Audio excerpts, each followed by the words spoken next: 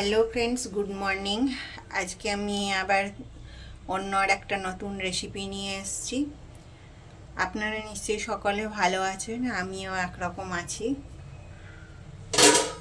আমি আজকে বরবটি তো সিজনের শেষ হয়ে যাচ্ছে, বরবটির ভর্তা বানাবো। তার জন্য বরবটিটা ছোট ছোট করে কেটে নিয়েছি, কয়েকটা রসুন নিয়েছি। আমি এখন কড়াইয়ের মধ্যে জল দিয়ে দেবো।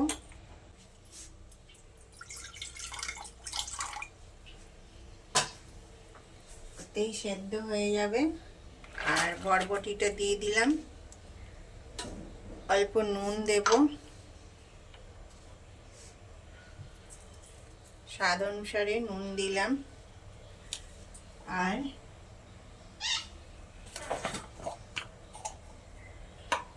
এক পিঞ্চ হলুদ দেব।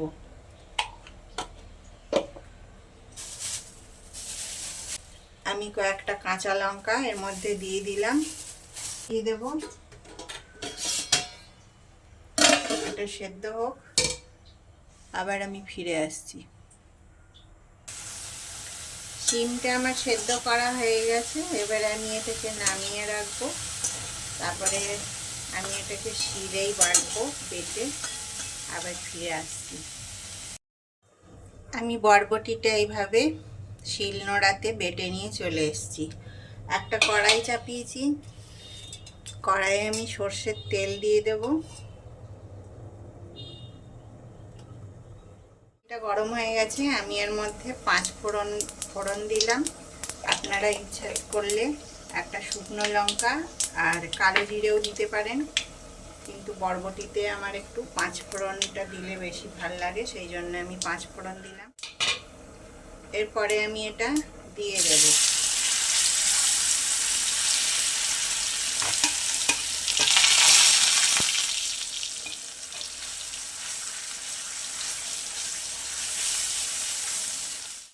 এতে আমি রসুন দিয়েছি, কিন্তু একটুখানি কাঁচা রসুন না দিলে সেন্টটা ঠিক আসে না, সেই জন্য একটু রসুন বাটা দিয়ে দিলাম। এবারে এটা নাড়তে নাড়তে একেবারে শুকনো করে ফেলবো। কম আছে, সেই জন্য আমি নুনটা দিয়ে দিচ্ছি একটু। আমার এই বরবটির ভর্তা এবারে বানানো হয়ে গেছে, আমি এটা এখন নামিয়ে নেব। এটা গরম ভাতে খেতে খুব টেস্ট লাগে। আপনারাও আমাকে কমেন্টে জানাবেন কেমন লাগলো। আর আমার চ্যানেলটাকে লাইক, শেয়ার, সাবস্ক্রাইব করবেন, আমার পাশে থাকবেন। নেক্সট ভিডিওতে আবার দেখা হবে। তাহলে আজ এই পর্যন্ত, এটাকে আমি নামাই। নমস্কার।